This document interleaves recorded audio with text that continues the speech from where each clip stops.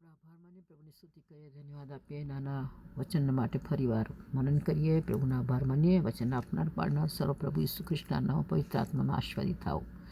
ધન્યવાદ તારા હાથોમાં સપાય પ્રભુ ઈસુના નામમાં. आमीन। अगर यीशु की सेवा करोगे, अपनी आशीष वो तुमको देगा। अगर यीशु की सेवा करोगे, अपनी आशीष वो तुमको देगा। और पाप की सेवा करोगे, हरगिज नहीं माफ करेगा। उसके लहू से दिल धो लो, अपने यीशु को सब कुछ दो, क्योंकि उसी के द्वारा उद्धार पाना है। जीती आत्मा का दान उसे दो, तन मन और धन उसे दो।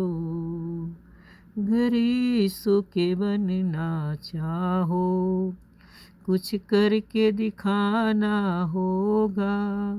खुद बचना काफी नहीं है, औरों को बचाना होगा। दिल में पहली जगह उसे दो, अपने यीशु को सब कुछ दो, क्योंकि उसी के द्वारा उद्धार पाना है। जीती आत्मा का दान उसे दो, तन मन धन उसे दो। हालेलुया। प्रभुना આપણે આભાર માનતા વાળો આજે ફરીવાર ગીત શાસ્ત્ર બીજો અધ્યાય આપણે લઈશું અને એમાં આપણે થોડી બે કલમ લઈશું. 11મી કલમ પહેલાં લઉં છું કે ભયથી યહોવાની સેવા કરો ને કંપીને હર્ષ પામો. અને 8મી કલમ તું મારી પાસે માગ એટલે હું વારસા તરીકે વિદેશીઓને તથા પૃથ્વીની ચાર દિશાનું વતન આપીશ. પ્રભુ કે સેવા કરોગે તો પ્રભુની સેવા જે આપણે કરીએ છીએ વિશ્વાસમાં જેટલા આવ્યા છે એ પ્રભુની કંઈ ને કંઈ રીતે સેવા કરવા માટે એનું મન મળશે. વાલાઓ જે ઉદ્ધાર પામ્યા છે, પાપોની માફી જેને મળી છે કે તમે એના રાજ્યની શોધ કરો, તમે સઘળવાન આપવામાં આવશે, એ પણ વચન છે. તો પ્રભુની જ્યારે આપણે ઉદ્ધાર પામીએ છીએ, મોંથી કબૂલાત અને અંતકરણ વિશ્વાસ કરીને જ્યારે આપણે પાપોની પાછા ફરીએ છીએ, ઉદ્ધાર પામીએ ત્યારે આપણે પ્રભુની સેવા અલગ અલગ રીતે સેવા સોંપે છે. કોઈ ચર્ચમાં એલ્ડર તરીકે સેવા કરતો હોય પણ સારી રીતે સેવા કરતો હોય પ્રભુના ભયમાં, કોઈ સુવાર્તાનું કામ કરતો હોય, કોઈ પાસ્ટરનું શીખીને પાસ્ટરનું કામ કરતો હોય,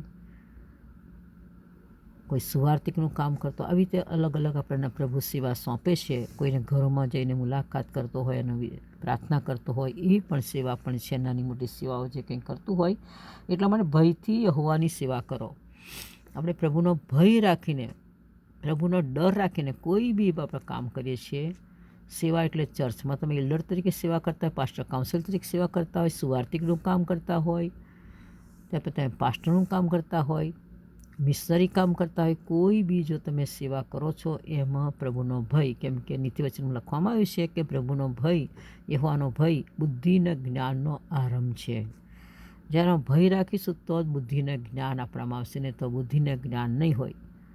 પછી સભા શિક્ષક 2:26 શું લખ્યું છે કે પ્રભુ ઈશ્વર પરમેશ્વર જેની પર પ્રસન્ન થાય છે તેને બુદ્ધિ, જ્ઞાન અને આનંદ આપે છે. જે પ્રસન્ન મતલબ શું? પ્રભુને ગમે છે વ્યક્તિ, એને આનંદ થાય છે પ્રભુને આપણી સેવાઓ દ્વારા, આપણા જીવન દ્વારા. એને પ્રભુ જ્ઞાન આપે છે, બુદ્ધિ આપે છે અને આનંદ આપે છે. વાલો તો ખરેખર આપણે ભયથી સેવા કરીએ અને કંપીને હર્ષ પામો. આપણે એનાથી ભય રાખીને, આપણને કોઈ બી વાતમાં ડર લાગે, આપણને કોઈ બી કંઈ કામ કરતાં અન્યાયનું જો કામ થતું હોય તો ડર લાગે આપણને, કંપીને હર્ષ પામો. તમે એનાથી ભય રાખીને તમે હર્ષમાં, પ્રભુના આનંદમાં જીવો.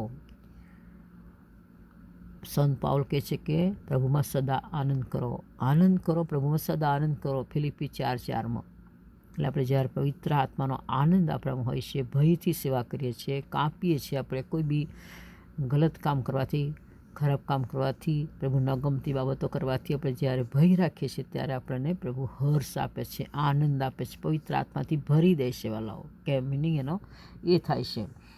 તો આપણે ખરેખર ભયથી સેવા કરીએ અને કંપીને હર્ષ પામીએ. આપણે ભય રાખીને કંપવું મતલબ ભય રાખવું, ભય રાખીને પણ આપણે એનાથી વચનથી હર્ષ પામીએ. કેમ ગીતશાસ્ત્ર પહેલાં અધ્યાય બીજી કલમ લખ્યું છે, અને નિયમશાસ્ત્રથી જે હર્ષ પામે છે, આપણે આનંદ થાય છે વાલાઓ. જ્યારે વચન વાંચીએ છીએ તો વચન દ્વારા આપણને આનંદ થાય છે. એમ કે શેનો આનંદ થાય છે? પવિત્ર આત્માનો આનંદ મળે છે પ્રભુના વચનમાં. એટલા માટે આપણે કંઈક કંપીને હર્ષ પામો. આઠમી કલમ કહે છે, ગીતશાસ્ત્ર 2:8, મારી પાસે માગ એટલે હું વારસાત્મક વિદેશીઓને તથા પૃથ્વીની ચારે દિશાનું વતન આપીશ. આપણે એની પાસે માગીએ, જ્યારે સેવા કરીએ છીએ તો આત્માઓ માગીએ કે પ્રભુ મને વિદેશીઓ તરીકે આ વિદેશીઓ એટલે શું? જે ઇઝરાયેલી નથી તે, યહૂદી નથી તે, એ વિદેશીઓ કહેવામાં આવે છે. આપણે બધા વિદેશીઓમાં હતા વાલો. આપણે ભારત દેશ એક વિદેશ ગણાય, એવી રીતે આપણે વિદેશીઓ છીએ. ભલે ખ્રિસ્તી તો આપણે હતા, ખ્રિસ્તી તો બન્યા, પણ વિદેશી તરીકે આપણે ઓરિજિનલ ઇઝરાયેલી નથી, યહૂદી નથી, આપણે વિદેશીઓ કહેવાય. એટલે પ્રભુને કહે છે કે આપણા, અને એ સેવા કેવી રીતે ચર્ચમાં પણ આપણે કરી શકીએ છીએ, આપણા લોકો મધ્યે કરી શકીએ છીએ, આપણા કુટુંબ મધ્યે કરી શકીએ છીએ, આપણા નેબરમાં, પડોશીમાં કરી શકીએ છીએ, આપણા સમાજમાં કરી શકીએ છીએ, ચર્ચમાં કરી શકીએ. એ બધા વિદેશીઓ છે વાલાઓ. એટલે વિદેશીઓ કે મને આપ, અને તથા પૃથ્વીની ચારે દિશાનું વતન. પૃથ્વીના ચારેય દિશાના, જે ચારે દિશામાં કયા બધા અલગ અલગ ધર્મના, અલગ અલગ જાતિના લોકો રહે છે. આ જે વિશ્વ છે આખું ચારેય દિશા, પૂર્વ, પશ્ચિમ, ઉત્તર, દક્ષિણ, 4 દિશાઓ છે. એ ચારે દિશામાં લોકો વસી રહ્યા છે વાલાઓ. તો આપણે એ પણ માગીએ, પ્રભુ તું મને વિદેશી તરીકે મને આપ, લોકો મને આપ, કે વારસા તરીકે પ્રભુ મારો વારસો બની જાય. વારસો, પ્રભુનો વારસો કોણ છે? આપણે. કે છે તમે નિસ્ધન છો. જે લખવામાં આવ્યું છે કે તમે ખાસ ધન છો. વારસો, આપણો વારસો, જેમ બાળકો આપણો વારસો બાળકોને આપીએ છીએ, એવી રીતે આપણો વારસો બની જશે વાલો જે પ્રભુને. કેમ સંત પાઉલ કહેતો તમે જ મારા મુગટ છો. કરંથની મંડળીને કે થેસલોનિકની મંડળી કે તમે મારો મુગટ છો, એમ કહેતા હતા વાલો સંત પાઉલ. તો આજે આપણે વારસા તરીકે આપણો વારસો બની રહે, કે પ્રભુમાં લોકો આવે તો પછી કોનો વારસો બની જાય છે? ખ્રિસ્તનો વારસો બની જાય છે. જેમ રોમનો પત્ર 8માં જેમ તમે વાંચો 16-17 કલમ સુધીમાં આપણે વારસા તરીકેની વાત આપી છે વાલાઓ.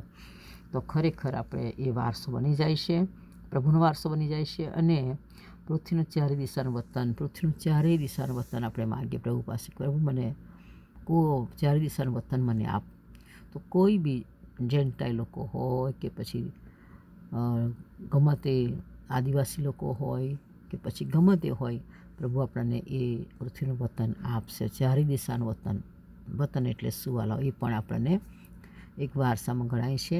વતન એટલે આપણું જે વતન કેવું કહેવામાં આવે છે કે ભાઈ મારું વતન આ છે, મારો આ દેશ છે, એ રીતે આપણને એ પ્રભુ એ વતન તરીકે પણ આપણને આપે છે. લોકો પ્રભુમાં ઉમેરાય છે, પ્રભુનો વારસો બની જાય છે, પ્રભુના સંતાનમાં જાય છે. કેમ કે રોમના પત્ર અને 8મો અધ્યાય હું વાંચી લઉં તો તમને ખબર પડશે વારસાની વાત. આપણે જોઈએ એક રોમનો પત્ર 8મો અધ્યાય, એની કલમ છે, હાલેલુયા, આપણે જોઈએ લખ્યું છે કે જુઓ 15 કલમથી વાંચું જ પડશે. તમને ભય લાગ્યો, દાસત્વનો આત્મા તમને મળ્યો નથી, પણ તમને દત્તક પુત્ર પણ આત્મા મળે છે. તેને લીધે આપણે અબ્બા બાપ એવી હાંક મારીએ છીએ. આપણા આત્માની સાથે પવિત્ર આત્મા પોતે સાક્ષી આપે છે કે આપણે દેવના છોકરા છીએ. હવે જો છોકરા છે તો વારસ પણ છે. જે પ્રભુમાં વિશ્વાસ કરે છે વારસ બની જાય છે, અને દેવના વારસ છે. ખ્રિસ્તી સંગાતે વારસાના ભાગીદાર છીએ. તેની સાથે મહિમા પામવાની સારું, જો આપણે તેની સાથે દુઃખ સહન કરીએ તો આપણે ખ્રિસ્તના વારસદાર બની જઈએ છીએ વાલાઓ.